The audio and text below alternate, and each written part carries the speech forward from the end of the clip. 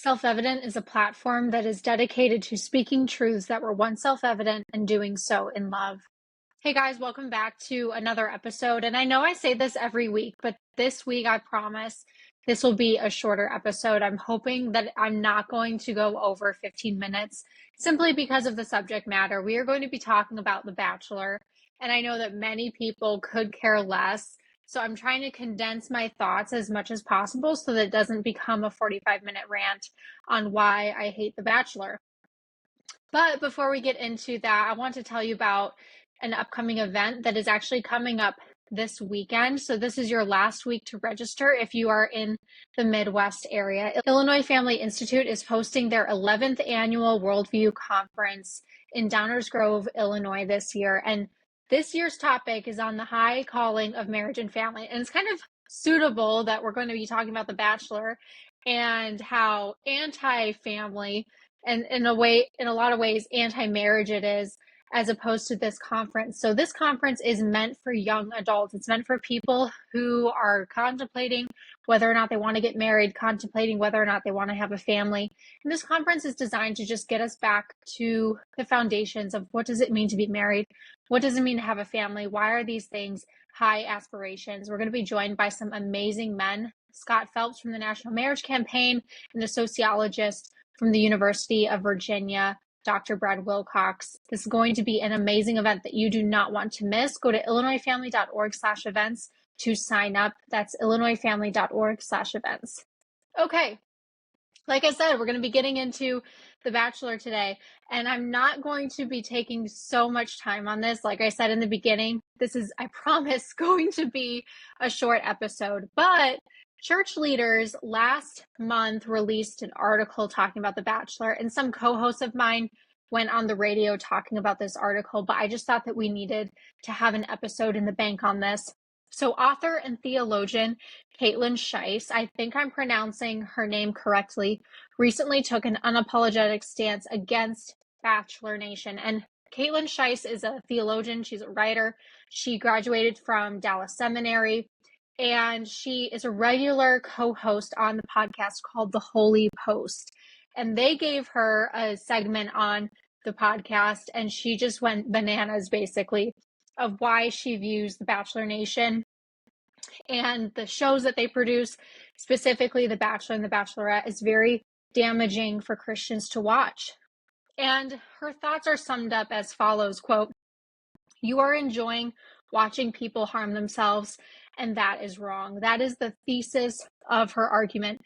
And the article goes into break down her argumentation. And I will, of course, link this below, link this in the description, etc., so that you guys can go read the article for yourself. It's a fantastic read. It's also a short read, so don't think that you're going to be on the hook for a 15-minute article. Sometimes these articles go on and on and on, but this one does not. I promise you that. So this obviously is a cultural hot take because I see a lot of Christians in my feed or people that I follow that really love watching The Bachelor. They view it as very romantic and they think it's really fun to watch all the drama. Love Island is another one that's kind of similar, or Love is Blind, or I'm trying to think of one off the top of my head. If you can tell, I'm not into reality shows like this. And so I see this a lot on my personal feed of Christians that are just inundating themselves with this content. And I just found her article, church leader's article on her stance and the comments that she made on the Holy Post podcast to be very thought-provoking for me. And it gave a lot of voice to why I don't like it. I've tried watching The Bachelor. I guess you could say I've tried loosening up a little bit and watching it. I don't enjoy it. It gets to a point, I get like halfway through the season and it gives me this icky feeling.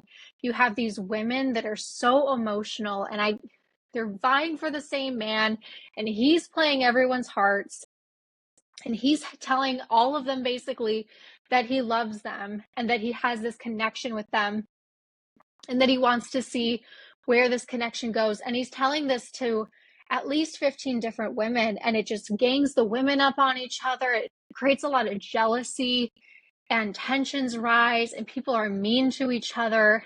And we view this as entertainment.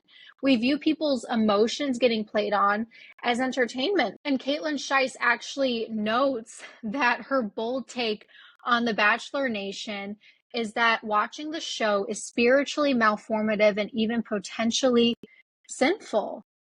And when she goes on to defend why she has this take, she says, quote, "It does something to you to watch people, intentionally or not, harm themselves in body, soul, and mind. These contestants are willingly subjecting themselves to great spiritual and sometimes bodily harm, and they are constantly vying for different people's attention. I don't think humans were meant to be in a situation like that." And then she goes on to say that the producers intentionally pit the women and men against each other and try to get them to dig up childhood trauma, try to put them in embarrassing situations so that they'll cry and be all emotionally involved. And that is so true. If you've ever watched these Bachelor shows or The Bachelorette, same thing. Right now we're focusing on The Bachelor. And if you ever watch these shows, they often, you can tell that they are told to dig up deep childhood trauma. Some girls will go into details of how they've been assaulted in the past, and it just leads to tears, understandably. And then the guy is having to console them.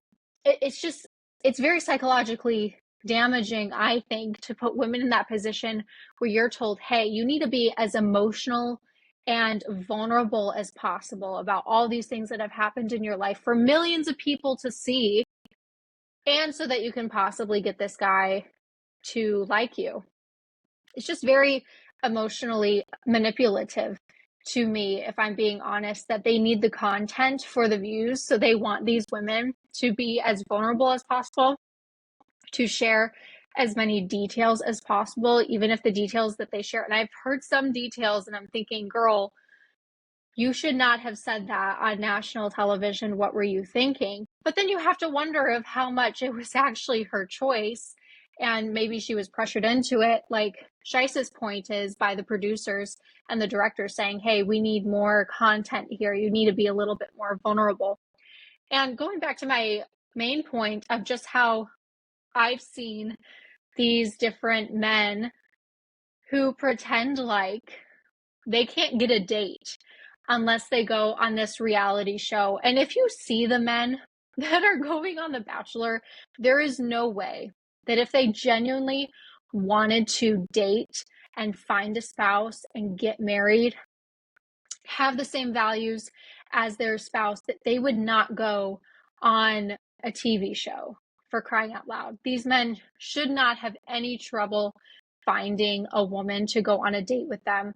So this whole, even the groundwork of the show of, oh, I'm just trying to find love and it's just been so hard for me to date. I just don't believe it, because the record of people that actually break up with their supposed love of their life at the end of the show when they get engaged and all that, the record of people that actually stay together is so low. I think there's only like 2 or 3 from my recollection that have actually stayed married to each other out of how many seasons now of both The Bachelor and The Bachelorette. I mean, this show does not work. So it's obvious that the show is meant for emotional drama and all of those things, which gets back to Scheiss's point that there's a lot of emotional manipulation that goes on in shows like this. And to get at the heart of the point before I continue my rant is that, should Christians really be entertained by this? Should we be entertained by a false idea of what it means to date, what it means to get married, what it means to get to know someone? Because once you make it to the fantasy suites, usually there's around 3 people left. And that's when you spend an overnight with the person. And it's implied that you're supposed to sleep with them, which from a biblical standpoint, of course, this is unacceptable behavior. So we're really promoting this strange idea of what it means to date, what it means to get married, the values that we're proposing for society, that if this was happening in any other context, one man dating that many women would never be accepted, or he would be looked down upon, or he'd be viewed as a player. Same thing with a woman. If she was dating that many men at the same time and emotionally playing them. I mean, what a horrible person. And yet, because it's a TV show, we're like, oh, it's fine. They can treat people like that, and they can manipulate like that, and they can lie basically to all of these people and say they're saying having all these feelings for everyone at the same time. I just don't think, to Shisa's point, that maybe that's something we as Christians should not find entertaining. And that if we do find it entertaining, we really need to ask ourselves why. Why do I find this weird idea of dating, of marriage, what it means to find a spouse, how we find a spouse? Why do I find this emotional manipulation entertaining? I wouldn't want someone to play my heart like that. My goodness, if my husband had treated me like these men treat these women, of really getting to know you and then dumping you the next day because they just lost that feeling. I mean, I can't imagine how horrible that feeling is. So the fact that we view this as entertainment, Christian, I don't know. I tend to agree with Caitlin Scheis that this is psychologically destructive, and we watch it as entertainment. And maybe part of the cultural shift that needs to happen in our country when it comes to repenting to the Lord, when it comes to getting back to our Christian roots, when it comes to following Jesus, is maybe we need to start, Christian, forsaking shows like this. Maybe we need to start saying, you know what? I'm not going to watch The Bachelor anymore. It's not in line with God's design for marriage and family. It's become extremely sexualized. I don't want my eyes to be entertained by that. I don't want my soul to be entertained by empty nonsense like that. You know what? I'm not going to watch Love is Blind, or I'm not going to watch Love Island, or I'm not going to watch whatever other shows the Bachelor Nation produces. They produce so many. I'm not going to watch content like that because it's not beneficial for my soul. It's not purporting the values that I want in my life. It's making me think about things that I shouldn't think about. It's making me view people wrongly. So, Christian, this is just a call to recognize that entertainment is powerful. Entertainment has an effect on us, that we need to be so vigilant in what we allow ourselves to be entertained by. And just in conclusion, maybe we should stop being entertained by The Bachelor. Well, this is all we have time for today. Like I said, this is a short episode, like I was intending it to be. I didn't want to drag it on and on and on because I have many, many more thoughts. Maybe we'll do a part 2 in the future. Who knows? We've done a lot of dating and marriage episodes in the past, but I just thought that this episode was very timely for the marriage and family conference coming up this weekend. And you guys should attend if you are in the Midwest area. It's going to be great. All right. Until next time, let us firmly rely on the protection of divine providence. This is self-evident.